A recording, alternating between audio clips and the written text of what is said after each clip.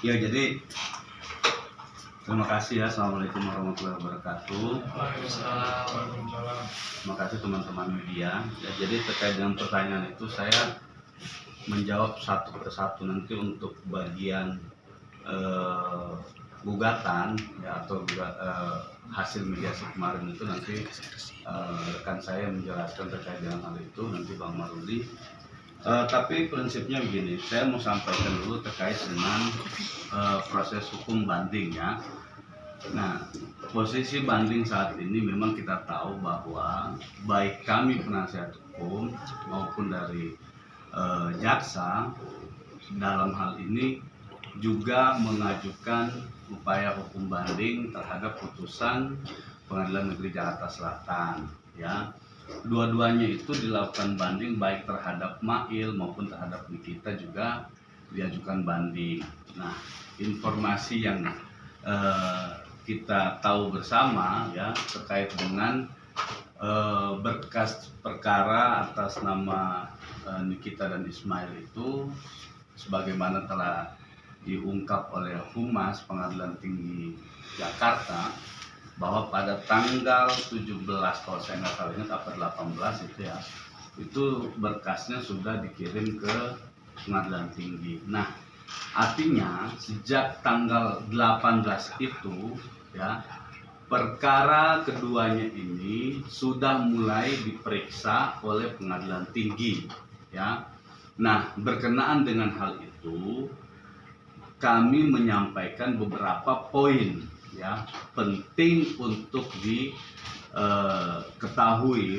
masyarakat ya bahwa terhadap hal itu mungkin ada di kurang lebih 1 bulan ke depan itu akan diproses dan nanti pada saat itu akan dilakukan putusan atau nanti kita akan mendapat putusan. Tapi yang mau saya katakan begini ya, ini saya memegang putusan ya. Ini putusan Pengadilan Negeri Jakarta Selatan nomor 362. Nah, poin penting yang termaksud bagian dari materi yang kami sampaikan dalam banding itu adalah terkait dengan adanya upaya manipulasi ya terkait dengan pengungkapan fakta persidangan. Nah, ini putusan 362 Pitsus 2025 di halaman 51 dan seterusnya ini. Jadi begini, mengutip putusan itu, menimbang bahwa berdasarkan fakta persidangan dan seterusnya ya ditemukan fakta sebagai berikut. Nah, salah satu yang menjadi objek atau menjadi alasan keberatan kami di dalam putusan ini ya, Majelis Hakim Pengadilan tingkat pertama itu mengatakan begini, berdasarkan fakta itu, berdasarkan alat bukti, dokumen dan lain sebagainya. Di sini disebutkan bahwa saksi mengetahui, saksi ini yang dimaksud adalah Taubah dan Reza Gledis ya, bahwa saksi mengetahui suaminya bernama Taubah Mufid merekam pembicaraan saksi dalam video call ya, dan pembicaraan dengan terdakwa yang kemudian dijadikan sebagai bukti dalam perkara ini. Nah, inilah yang kami bilang adanya upaya manipulatif dalam putusan itu ya, bahwa kita tahu selama ini persidangan tidak pernah terungkap fakta adanya video call antara Reza Gledis dan Nikita. Lalu bagaimana kemudian putusan itu ya, di dalam putusan ini dicantumkan fakta begini gitu loh. Sementara jangankan video call, percakapan WhatsApp saja itu tidak pernah dilakukan oleh Nikita dengan Reza Gledis ya.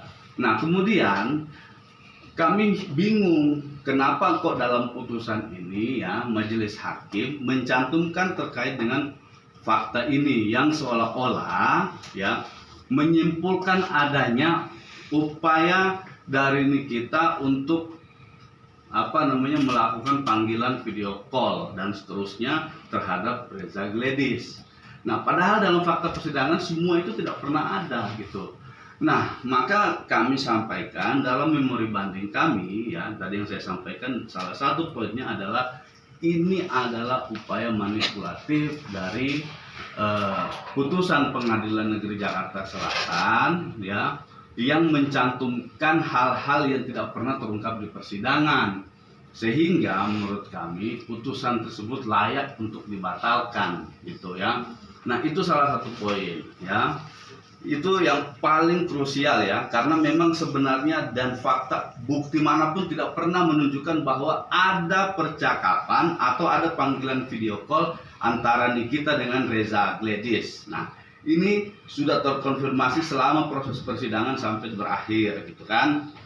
Nah, kemudian yang kedua adalah terkait dengan adanya, ya, kesimpulan hakim yang mengatakan ada perintah langsung dari Nikita kepada Ismail, ya, untuk meminta uang. Nah, ini poin kedua, ya. Bagaimana caranya? Lalu kemudian disimpulkan oleh majelis hakim itu karena Mail mengirimkan 3 buah gambar glowing booster cell dan 1 gambar nota pembelian. Nah, inilah yang kemudian oleh Hakim Pengadilan Negeri Jakarta Selatan menyimpulkan itu adanya upaya perintah langsung dari Nikita kepada Nikita kepada Mail, maaf. Nah, padahal kita tahu di dalam persidangan sebelumnya, ya, fakta itu tidak pernah ada, ya.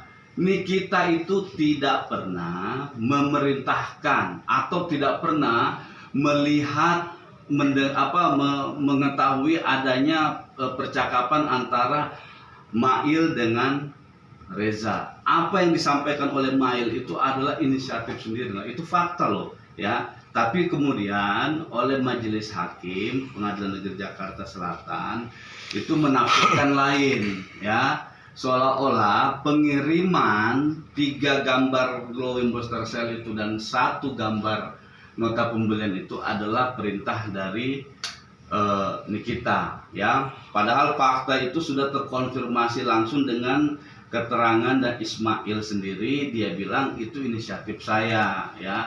Percakapan antara saya dengan Nikita itu saya tidak pernah memberitahu kepada Nikita untuk diteruskan kepada Reza Gledis. Nah, itu berkaitan dengan fakta yang kami sampaikan dalam memori banding, ya, bahwa putusan-putusan yang dijatuhkan oleh Pengadilan Negeri Jakarta Selatan, ya, belum sesuai dengan fakta-fakta yang terungkap di persidangan, atau putusan itu mencantumkan fakta-fakta yang manipulatif lah, menurut kami begitu, ya. Sehingga kami menyampaikan bahwa terkait dengan hal itu perlu untuk dikoreksi oleh pengadilan tingkat banding. Dalam hal ini adalah Pengadilan Tinggi Jakarta, Pengadilan Tinggi DKI Jakarta. Lalu yang berikutnya adalah terkait dengan adanya kalimat deal 4 liter, ya, dedinya Benz, gitu ya. Itu kemudian disimpulkan oleh hakim bahwa makna dari deal 4 liter dedinya Benz itu adalah permintaan uang yang 4M. Nah, padahal dalam persidangan, ya,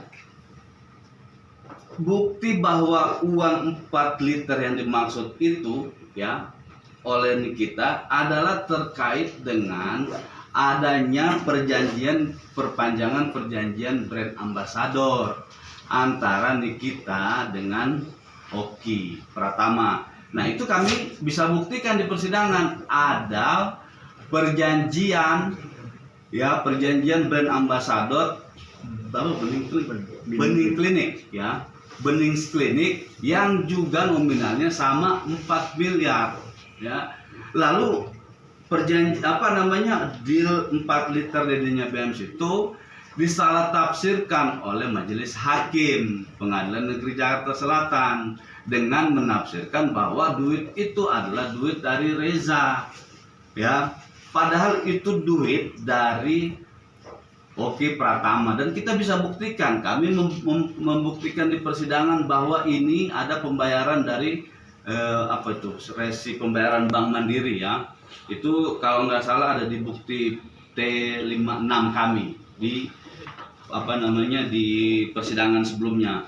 Nah, yang inilah menurut kami yang kami sampaikan ya, di dalam alasan memori banding itu, bahwa hakim ya dalam menjatuhkan putusan ini banyak salah menafsirkan fakta ya. Kemudian hakim juga telah melakukan manipulatif terkait dengan fakta-fakta yang tadi kami sampaikan, bahwa tidak pernah ya ada panggilan telepon atau tidak pernah ada video call antara Nikita dengan Reza Gledis ya.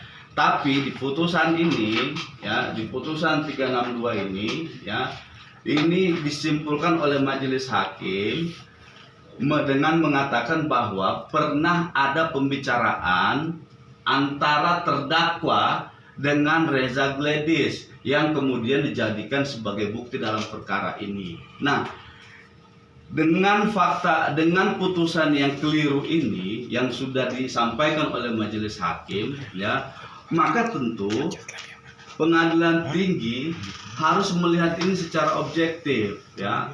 Kita menyampaikan hal-hal yang seperti ini adalah untuk dalam rangka menegakkan kebenaran ya.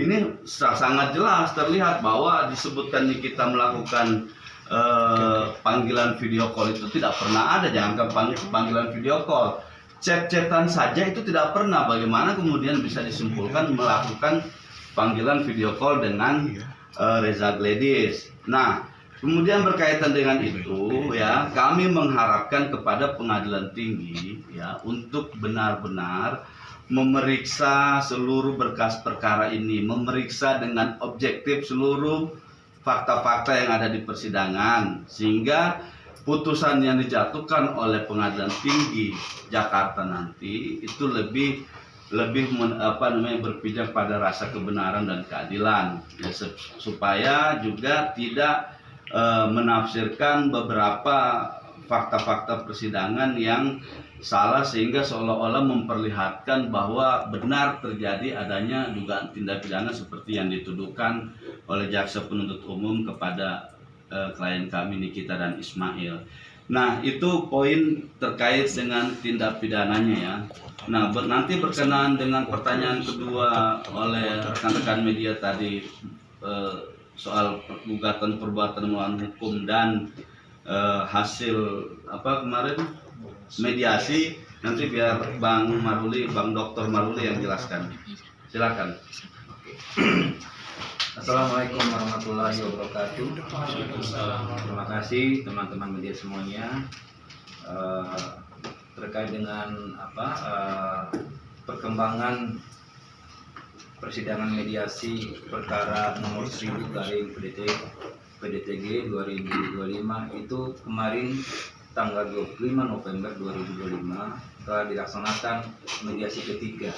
Nah, agenda mediasi ketiga itu adalah agenda proses kausus ya.